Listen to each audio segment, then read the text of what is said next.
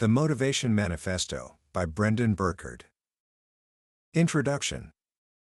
Have you ever felt like you were meant for more? There's this quiet feeling that sometimes surfaces late at night, or in the middle of a mundane Tuesday afternoon. A sense that you have the heart of a lion, but for some reason, you're living the life of a mouse. You can feel the strength inside you. You know you're capable of courage, of greatness. But you find yourself scurrying away from conflict, sniffing at every little distraction, and settling for scraps when you know there's a whole world out there waiting for you. It's a strange and frustrating feeling, isn't it? To know you were born to roam free, yet you feel confined by the expectations of others, by the invisible cages of fear and conformity. If that sounds even vaguely familiar, then you're in the right place. Because today, we're going to talk about a book that is less of a book and more of a call to arms for the human spirit. It's called The Motivation Manifesto by Brendon Burchard, and it's a work that has sparked a quiet revolution in millions of lives around the world. This isn't your typical self-help book. There are no quick fix hacks or trendy buzzwords.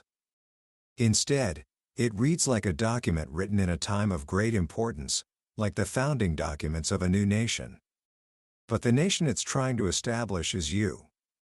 A new, more powerful, more free version of you. Brendon Burchard's own story is central to this. At just 19 years old, he survived a horrific car accident. Lying there, battered and bleeding, he asked himself the questions that would change his life. Did I live? Did I love? Did I matter? That moment gave him what he calls life's golden ticket, a second chance. He dedicated the rest of his life to understanding what makes us feel truly alive. The Motivation Manifesto is the culmination of that quest. So, what's my promise to you for the next half hour or so? By the end of our time together, you will understand the one great force that drives all of human history and your own life. You'll discover the two internal demons that are quietly sabotaging your dreams, and you'll be armed with the 9 declarations you need to defeat them and reclaim your personal power. This isn't just about feeling motivated for a day. It's about unlocking a level of freedom and vitality that most people believe is impossible. So, let's begin. Let's talk about how to stop living like a mouse and finally unleash the lion within. Book summary. At the very heart of this manifesto is a single, powerful idea that changes how you look at everything. It's the idea of personal freedom. Now, when we hear the word freedom, we often think about politics or nations. But Burchard is talking about something much deeper, something more intimate. Personal freedom is the deep, universal human drive to be our true selves and to pursue our dreams without restriction. It's the ability to think for ourselves, to choose our own path, to love who we want to love, and to express what's in our hearts without fear of judgment. Think about it. Every single thing you want in life, whether it's a better job, a healthier body, a more loving relationship, or more time to create, what you're really asking for is the freedom to have it.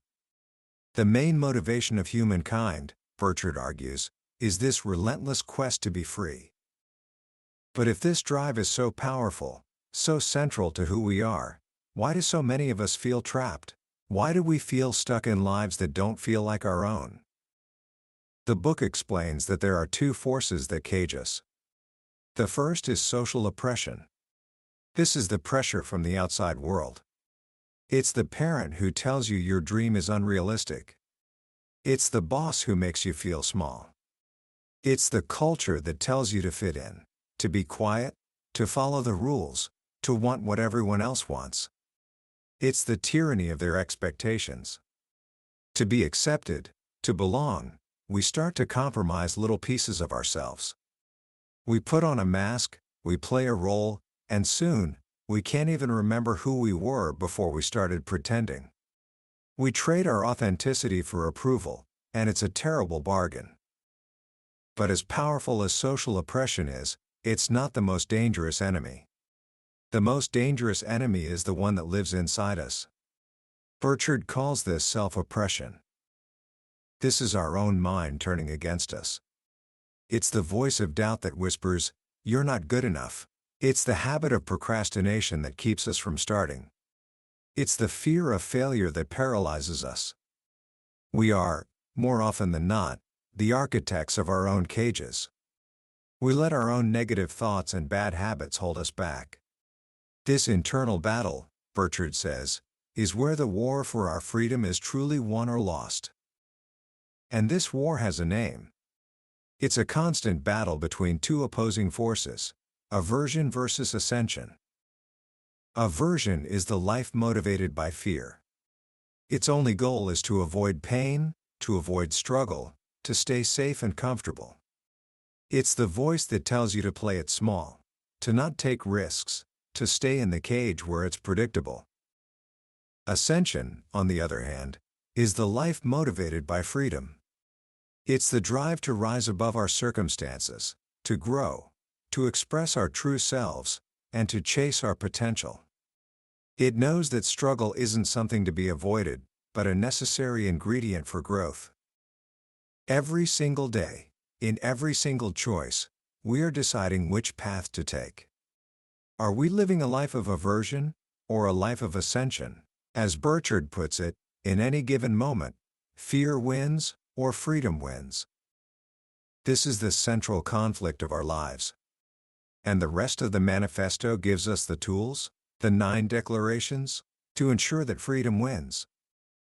Let's start with the foundation of it all. If you want to change your life, you have to start by changing how you experience this very moment. This brings us to the first powerful idea, which is rooted in Declaration I: we shall meet life with full presence and power. So many of us are ghosts in our own lives. Our bodies are here, but our minds are lost somewhere in the past, regretting a mistake or reliving a glory day, or they're lost in the future, worrying about what might happen tomorrow. We are, as Burchard says, living in distant time zones, hours behind or ahead of the bliss of now. And what's the cost? We miss everything. We miss the smile on a loved one's face. We miss the beauty of a sunset. We miss the opportunities sitting right in front of us. The book argues that the true foe to life is not a distant death, but a present detachment from living.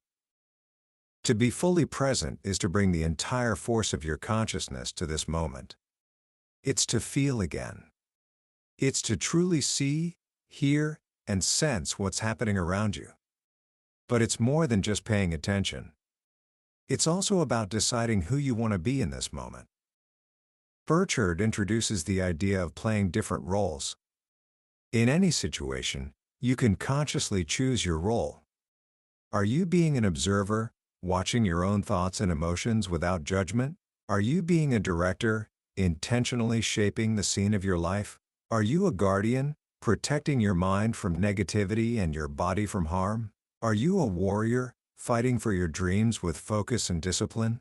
Or a lover, connecting with others from a place of empathy and kindness? By consciously choosing our role, we move from being a passive victim of circumstance to being the active creator of our experience. We stop sleepwalking and start living. This conscious presence is the source of all personal power. But presence alone isn't enough. You can be fully present, but if you're spending your time on things that don't matter to you, you'll still feel trapped. This leads us to the next critical step. Declaration 2: we shall reclaim our agenda. Your life is made up of days. And how you spend your days is how you spend your life. The great tragedy for many people is that their days are not their own. Their agenda is dictated by the endless stream of emails, notifications, and other people's priorities. They are busy, but they are not productive. Their busy work, as Burchard calls it, is not their life's work. They say yes to everything, trying to please everyone, and in the process, they say no to their own dreams and passions. Their calendar becomes a log of obligations, not a map of their aspirations. Reclaiming your agenda means you must get crystal clear on what is truly meaningful to you. It requires you to sit down and define what you are really after in life. What do you want to create? What kind of person do you want to become? What is your mission? Burchard urges us to write these things down, to create our own personal manifesto. This written document becomes your compass. Without it, you are lost at sea, tossed around by the winds of other people's demands. With it, you have a direction. Once you have this clarity, the next step is a difficult one for many people. You must learn the stunning power of no. You have to say no to distractions. You have to say no to opportunities that don't align with your mission. You have to say no to the random requests of others that derail your day. This doesn't mean being selfish or uncaring. In fact, by saying no to the things that don't matter, you create the space to say a passionate and focused yes to the people and projects that truly do. You can be a great parent, a loving spouse, a dedicated leader, and still protect the time you need to advance your own agenda. You can't give to others from an empty well. Protecting your agenda is how you keep your well full. So we've learned to be present, and we've learned to take control of our days. But what about that inner voice? The voice of fear? Of doubt? Of insecurity? That's where the real battle begins. Declaration 3: We shall defeat our demons. Burchard paints a powerful picture here. He asks us to imagine our inner demons as a three-headed serpent living inside us, a creature he calls defiance. This beast wakes up and attacks whenever we try to step outside our comfort zone, whenever we take a risk, whenever we try to be great. Each of its three heads has a specific poison. The first head is doubt. This is the whiny, insecure voice that questions your worth.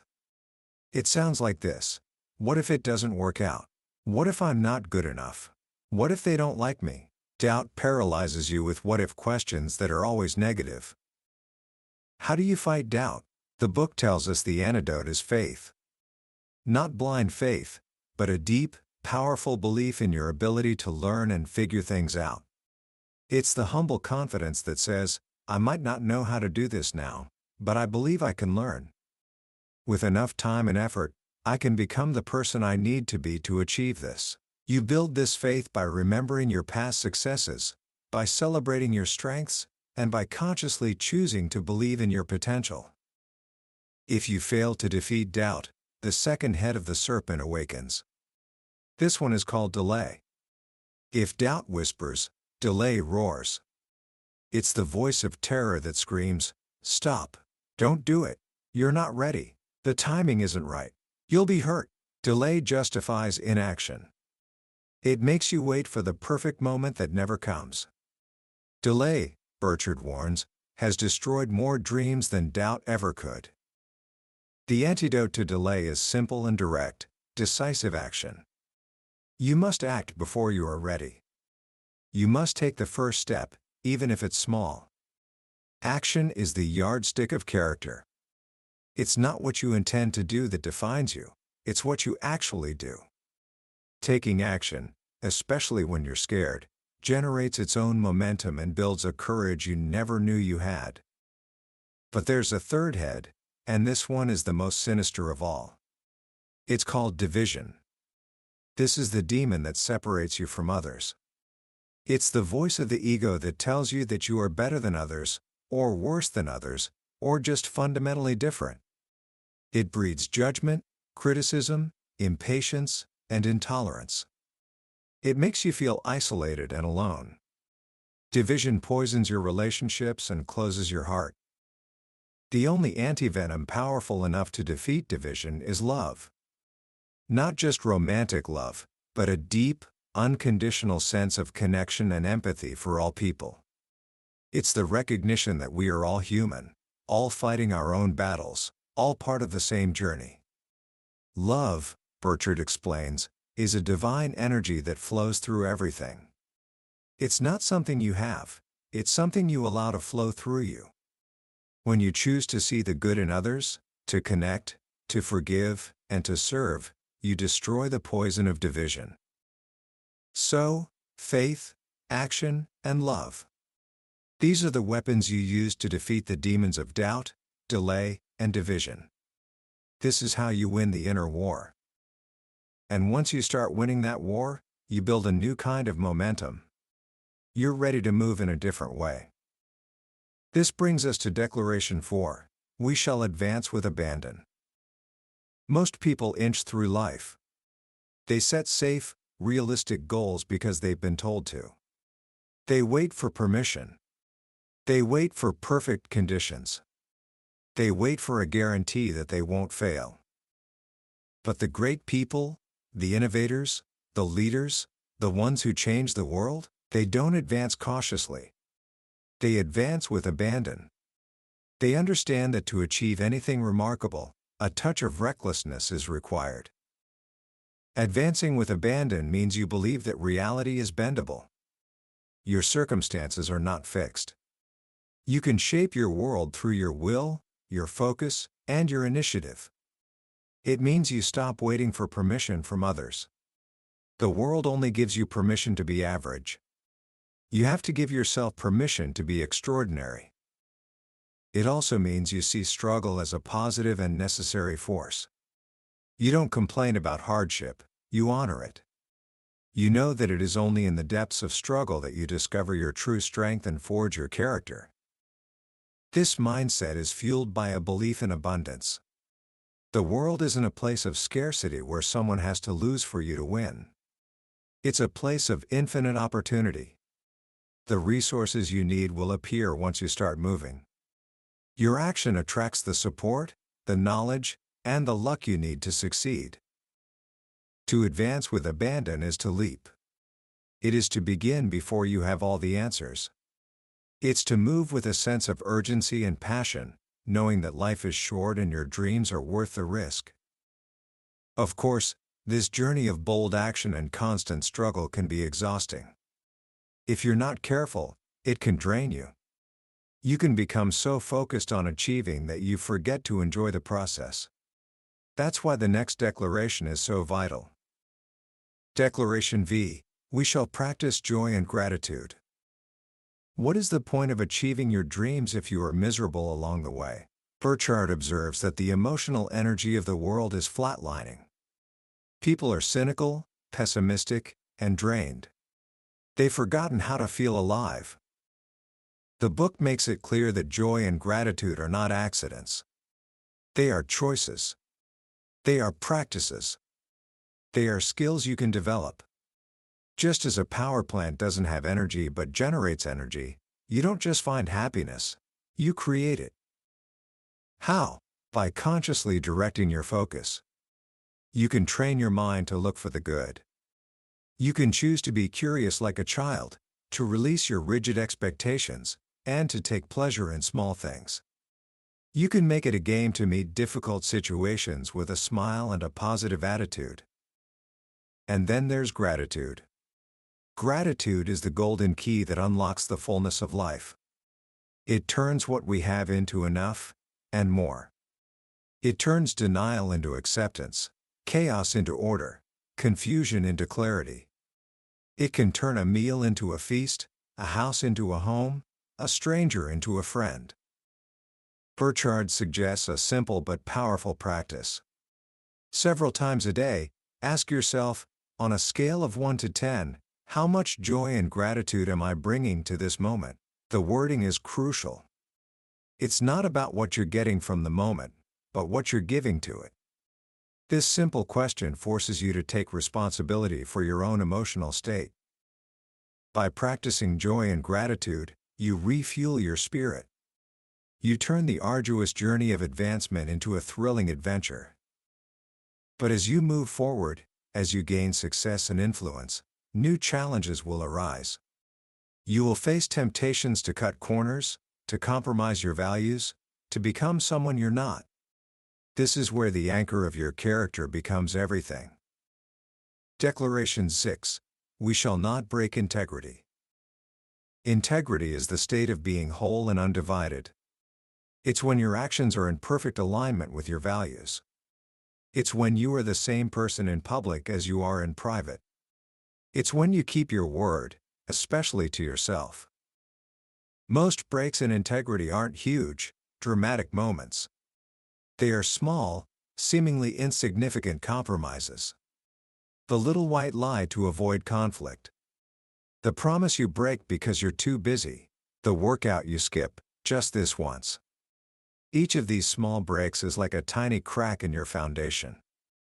Over time, those cracks can cause the entire structure of your character to crumble.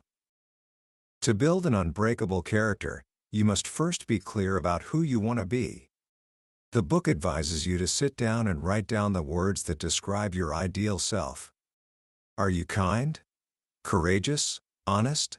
Loving? Patient? These words become your code.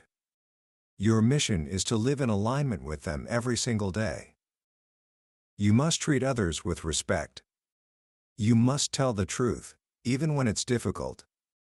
You must honor your commitments. You must favor action over apathy.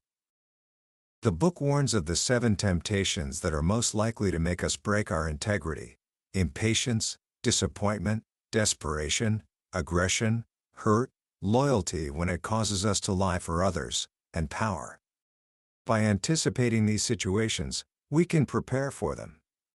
We can decide in advance how our highest self will respond, so that when the moment comes, we are ready. Personal freedom is impossible without integrity. Because if you are not true to yourself, then who are you being true to? You are simply a slave to the whims of the moment, and that is no freedom at all. As we become stronger in our character, more aligned with our values, we also become more capable of expressing the most powerful force in the universe. Declaration 7. We shall amplify love. Love, in this manifesto, is not just a feeling. It is the animating energy of life itself. It is the divine force that connects all things. And most of us, Burchard says, are filtering it instead of feeling it. We were born with open hearts. But then we got hurt. We were rejected, judged, or betrayed.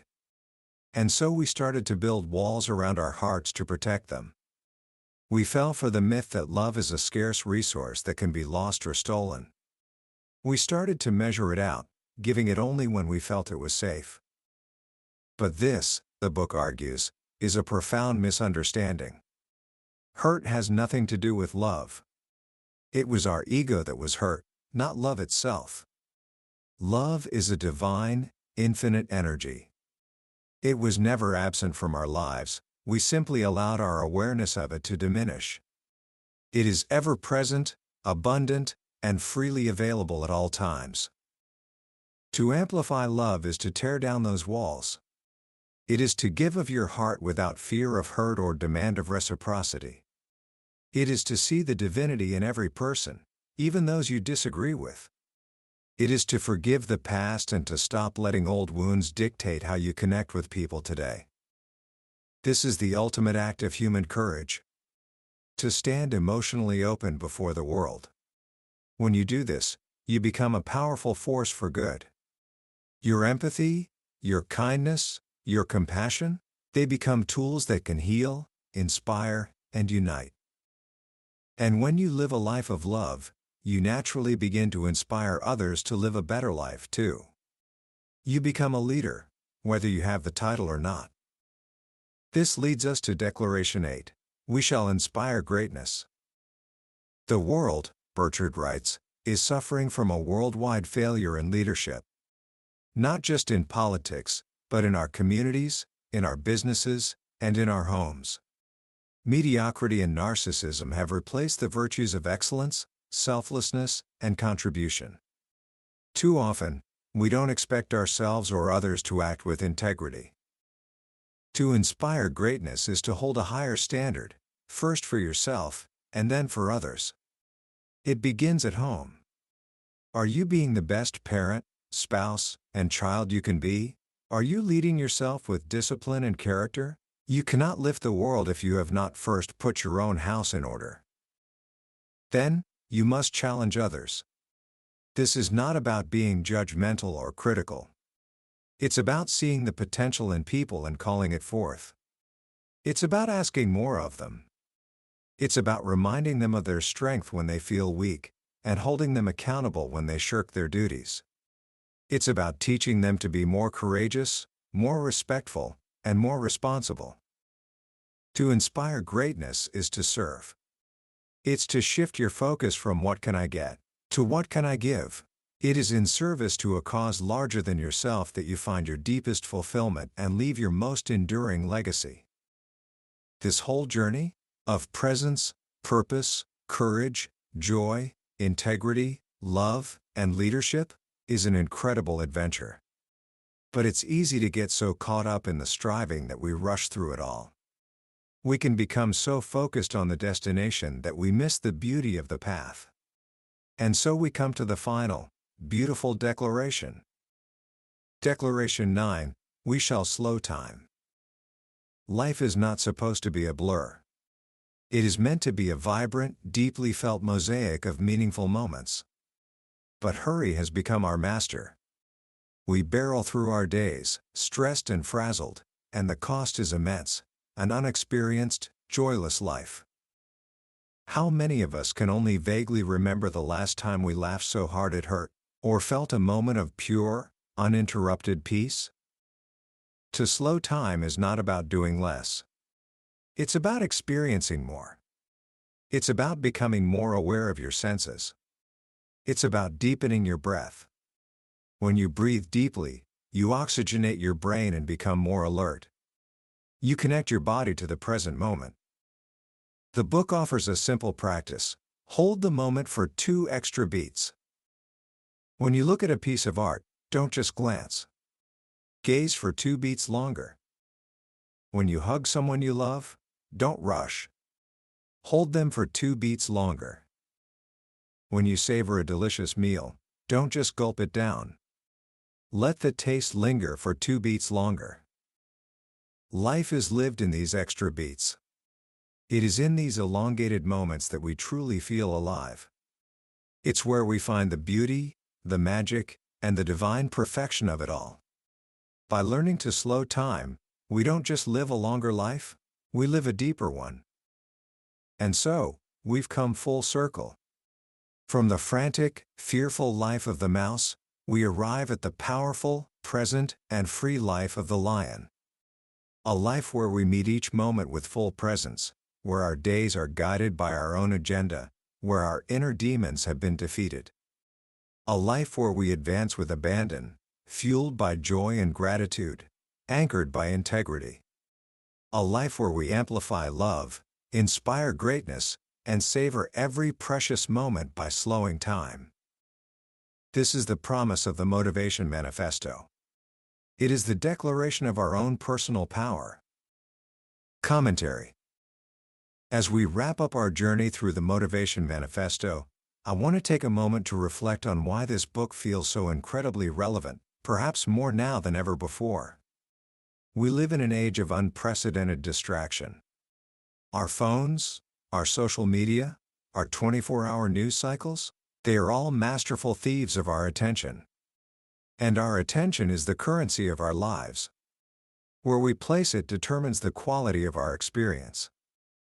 Burchard's call to reclaim our agenda and to meet life with full presence is not just good advice, it's a strategy for survival in the modern world. It's an act of rebellion against a culture that wants to keep us scrolling, clicking, and consuming until we've forgotten what it feels like to have a thought that is truly our own. What strikes me most about this book is its tone. It's not written by a detached academic.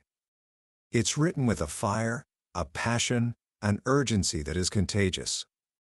You can feel Burchard's own second chance at life burning on every page. He's not just sharing ideas, he's pleading with us to wake up. To realize that our time is finite and that every day we spend living in fear, distraction, or conformity is a day we can never get back. The most powerful and practical lesson for me is the idea of defeating our demons through faith, action, and love. It's a beautifully simple yet profound framework. We all know the voice of doubt. We all know the pull of delay. And we all know the poison of division. By giving these enemies a name and a face, and by arming us with specific antidotes, the book moves us from being a victim of our own psychology to being a warrior in command of our inner world. So, how can you start living this manifesto today? Right now? It doesn't require a massive life overhaul. It starts with a single, conscious choice. Here's a simple action you can take. Tonight, before you go to bed, take out a piece of paper. Don't use a screen. Use a pen and paper. And on that paper, answer this one question. What is one thing I truly want to move toward in my life right now? It could be a creative project, a health goal, or a way you want to show up for your family. Then, underneath it, answer a second question. What is one small, concrete action I can take tomorrow to move toward it? Not a giant leap. Just one small step. This simple act connects you to 3 of the declarations. You are reclaiming your agenda by defining what you want. You are choosing action to defeat delay. And you are advancing, even if just a little, with abandon. This is how the revolution begins. Not with a roar, but with a quiet, determined choice made in the stillness of the evening. We've covered a lot of ground today, but believe me when I say we've only scratched the surface. A summary can give you the map, but it can't take you on the journey. The real power of this book lies in letting its words wash over you, in finding the one sentence or the one declaration that speaks directly to your soul. If anything we've discussed has sparked something in you, if it has made you feel that whisper of the lion within, I wholeheartedly encourage you to pick up a copy of the Motivation Manifesto. Reading it isn't just about learning, it's an experience. It's like having a wise, passionate mentor take you by the shoulders and remind you of the incredible power that has been inside you all along.